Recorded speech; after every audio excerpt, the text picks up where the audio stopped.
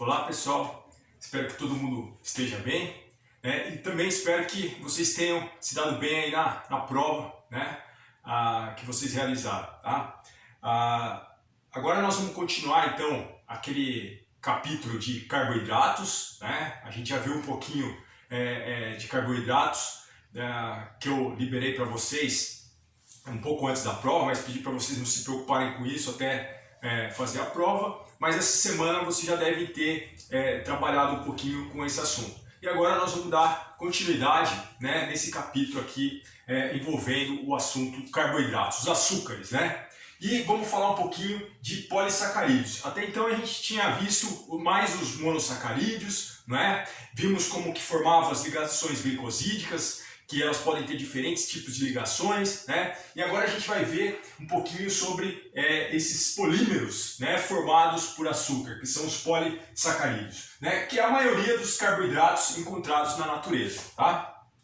Bom, então os carboidratos eles geralmente são encontrados na natureza na forma de polissacarídeos, né, que são polímeros de médio a alto peso molecular que recebem o nome também de glicanos, tá? E eles diferem um dos outros na identidade das unidades, né, de monossacarídeos, né, que existe ali naquele polímero também, e no comprimento da cadeia, né, nós podemos ter polissacarídeos de cadeias mais curtas, outras de cadeias bastante longas, tá? E também do grau de ramificação, ou seja, essas cadeias que os monômeros se apresentam, né, elas podem sofrer ramificações e nós vamos ver alguns exemplos aí ao longo das próximas aulas, ok? Bom, a título de denominação, né, nós podemos classificar, né, os polissacarídeos em homopolissacarídeos, tá? Então percebam aqui que eu tenho né, a representação aqui, né, de um mesmo monossacarídeo, né, que vai gerar esse polissacarídeo, ou seja, só tem um tipo de monossacarídeo formando os homopolissacarídeos. E eles podem apresentar cadeia, né, não ramificada ou linear, ou também podem apresentar cadeias ramificadas, né, pontos de ramificação ao longo da cadeia. Assim como a gente pode ter também os heteropolissacarídeos. Como o próprio nome diz, nós vamos ter mais de um tipo de açúcar, né, formando esse polissacarídeo. E da mesma forma aqui, nós podemos encontrar heteropolissacarídeo de cadeia não ramificada e de cadeia ramificada aqui, ok? Tudo bem? Então isso é título de denominação desses polissacarídeos, tá? E os polissacarídeos, geralmente eles são divididos em dois grupos, tá? No sentido de atividade que eles vão desempenhar, que esse grupo de moléculas vai desempenhar. São os polissacarídeos de reserva, né, que são formas de armazenamento de monossacarídeo para ser utilizado como combustível da célula, geralmente, né, o amido e o glicogênio, que são utilizados com essa finalidade, tá? E também os polissacarídeos estruturais, né, que são elementos estruturais em paredes celulares de plantas e também no exoesqueleto de animais. Então nós vamos ver alguns exemplos, né, desses dois grandes grupos aqui de polissacarídeos com funções bastante distintas, tá certo? Uma é a função de reserva energética e a outra é a função de estrutural, ok? Vamos lá. Polissacarídeos de reserva de energética, tá? Aqui, pessoal, eu estou mostrando aqui uma célula vegetal, tá certo? Né? E nessas regiões aqui, né, na célula vegetal, eu encontro aqui os grânulos de amido, né? Então, representando aqui essa célula vegetal, especificamente é um cloroplasto, tá? E eu tenho aqui os grânulos de amido, né? E é justamente lá no cloroplasto que a síntese da energia da planta, né? Ocorre a síntese de ATP da planta. E ali eu preciso ter uma reserva energética bastante grande, não é? Que acompanha aqui nesses grânulos de amido. Tá? Nas células humanas, né, no corpo humano, né, as células que geralmente são armazenadoras de glicogênio, no caso, são os hepatócitos. Então aqui nesses pontinhos pretos aqui de uma célula, de um hepatócito, né, uma representação aqui, né, eu tenho cada pontinho preto desse aqui é é um grânulo de glicogênio que é o responsável por armazenamento de glicose que vai ser, né, posteriormente utilizado para a produção de ATP. Tá? Bom, tanto o amido quanto o glicogênio, eles possuem estruturas semelhantes, mas com algumas particularidades que nós vamos ver a partir de agora. Tá? O amido, pessoal, ele é constituído de duas estruturas distintas, que é a amilose e a amilopectina.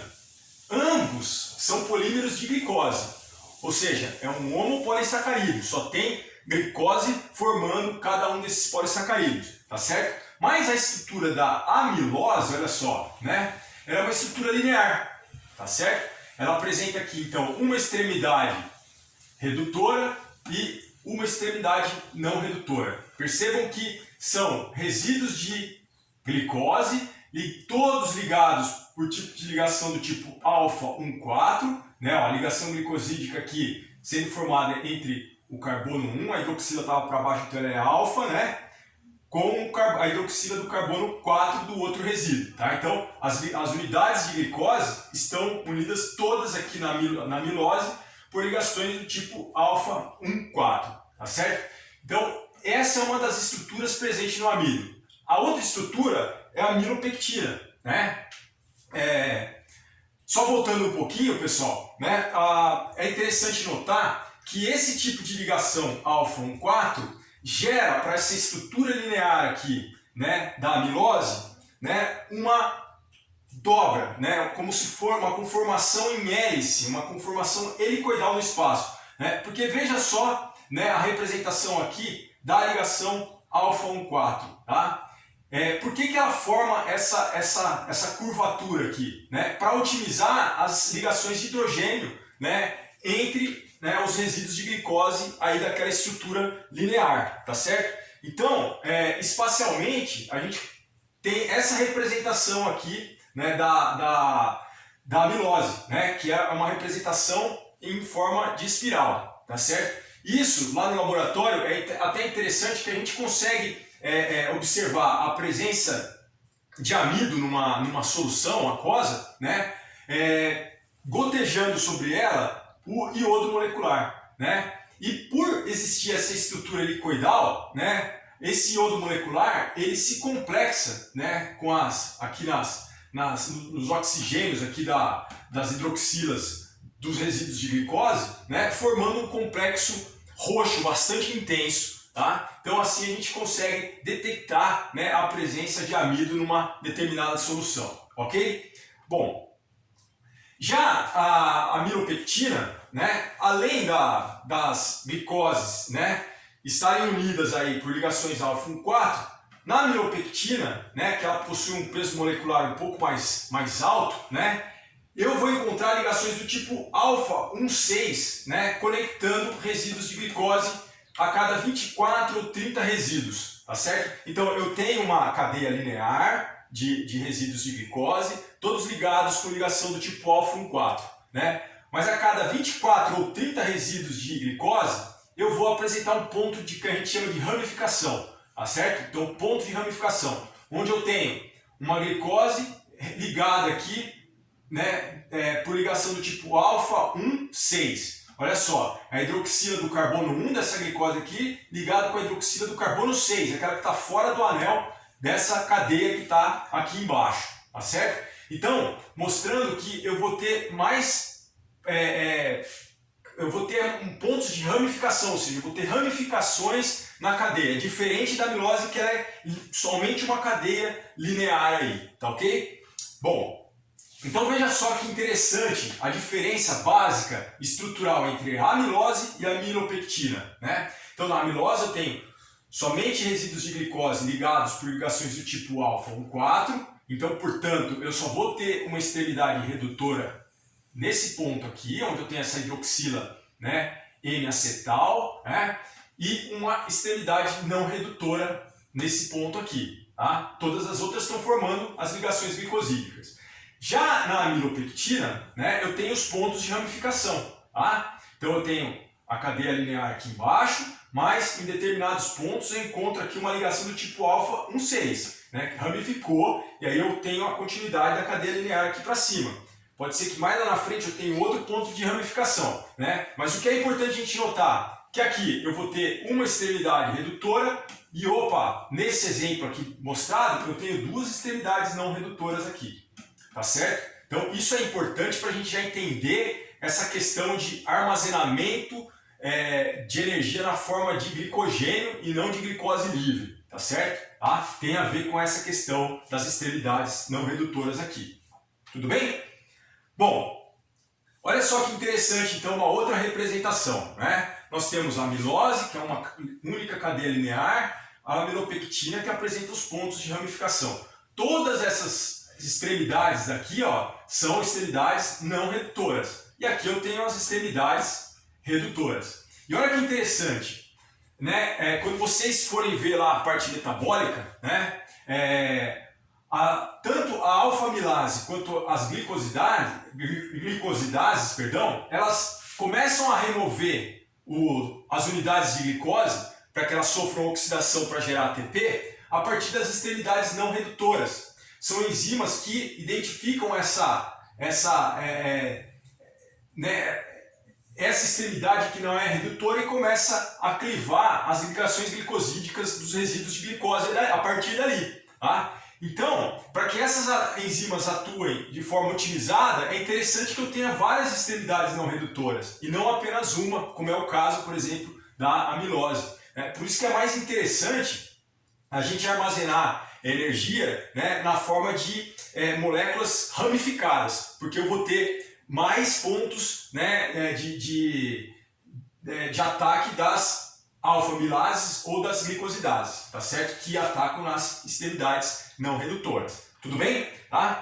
Bom, o glicogênio, pessoal, ele é muito semelhante à amilopectina que a gente acabou de ver. Ou seja, ele apresenta também pontos de ramificação, né? No entanto, o glicogênio apresenta muito mais pontos de ramificação. Porque ali na amilopectina, a gente viu que o ponto de ramificação acontece a cada mais ou menos 30 resíduos de glicose, né? Aí eu vou encontrar lá um pontinho de ramificação, uma ligação alfa 6.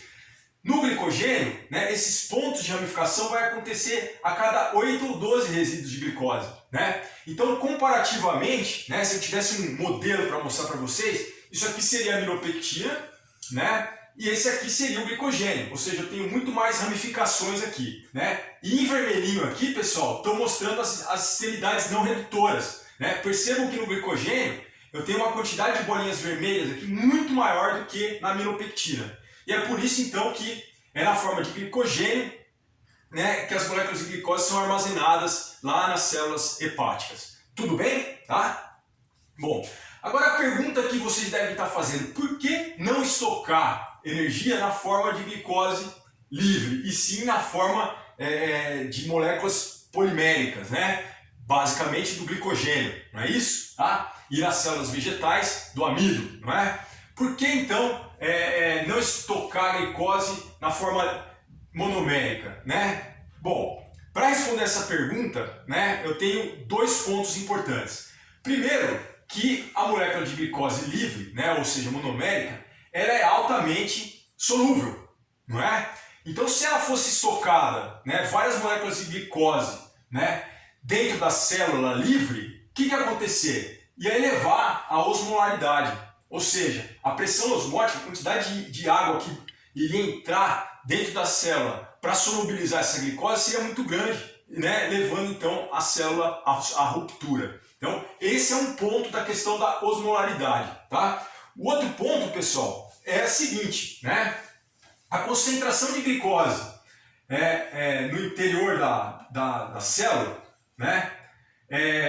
A glicose, se eu fosse medir a concentração de glicose armazenada dentro da célula, né, na forma de glicogênio, ela seria da ordem de 0,4 molar, tá certo?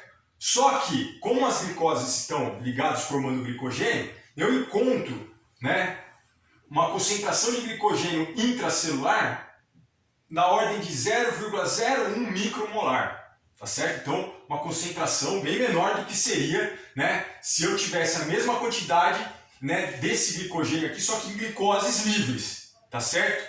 Deu para entender? Olha, concentração de glicogênio que eu encontro dentro da célula, 0,01 micromolar, tá? Se eu fosse converter tudo esse glicogênio, quebrasse lá todas as ligações, né, entre os resíduos de glicose, isso daria aproximadamente 0,4 molar, ou seja, uma concentração muito alta, muito maior do que a do próprio glicogênio, tá? Fora da célula, né, livre no sangue, eu costumo encontrar uma concentração de glicose livre na ordem de 5 milimolar, tá certo? Então, que é menor, olha só, que é menor do que a concentração que seria de glicose livre dentro de uma célula, né? Então, pessoal, como a concentração de glicose fora da célula é bem menor, né, do que a concentração de glicose livre dentro da célula, né? Se a glicose fosse armazenada na forma livre, né, eu não conseguiria fazer com que a glicose entrasse na célula, não é? Mas como eu armazeno a glicose na forma de glicogênio, né, é possível que moléculas de glicose de fora da célula entrem nessa célula e seja convertido em glicogênio, tá certo? Então, esse efeito de captação da glicose, se ela fosse encontrada na forma livre dentro da célula, seria prejudicado. Então, é por isso que, né, nos hepatócitos, a glicose ela é armazenada na forma de um homopolissacarídeo ramificado, né, conhecido como glicogênio. Tudo bem, pessoal? Espero que tenha ficado claro aí, ok?